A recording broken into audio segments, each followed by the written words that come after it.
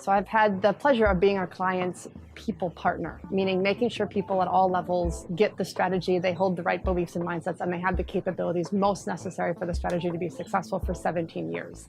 And let me tell you something that has surprised me for all 17 of those years.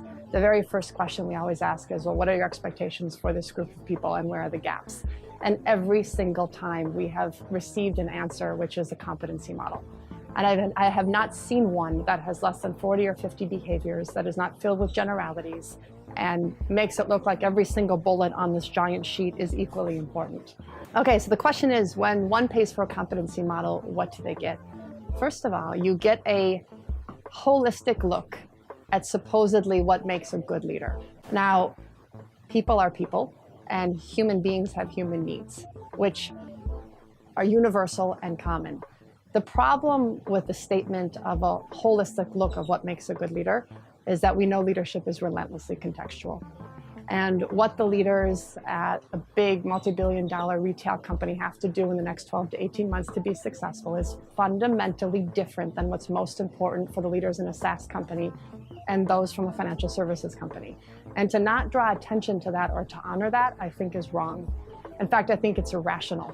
If a company has a unique strategy, and by nature all of them would because they have unique positions in the market.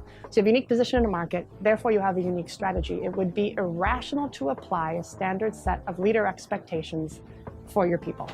So the other thing you would get with the adoption of a competency model is you would get some benchmarking against millions of points of data, at least hundreds of thousands of points of data, on, in general, what makes a good leader.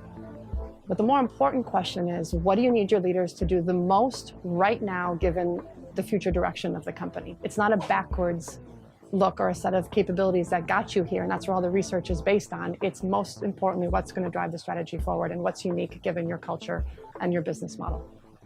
So now the question is, how do you, what's the most powerful, practical, consumable way for companies to set expectations for their people? Is it a new version of a competency model? I don't think so. What we're finding work and be extremely well received by salespeople, individual contributors, leaders at all levels, is simply to help them see what great or high performance looks like in the moments that they face on the job.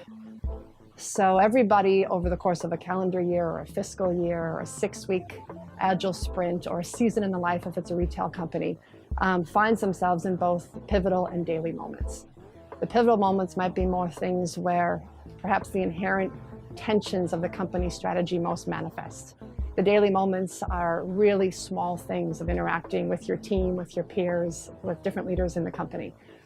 And giving people guidance around both what great looks like and what not so great looks like in those moments is actually showing them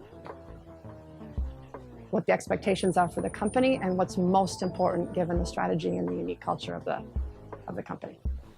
Another problem with the way leader expectations, leadership development are typically done, and assessments as well, is that they're organized by value or they're organized by competency or even by behavior.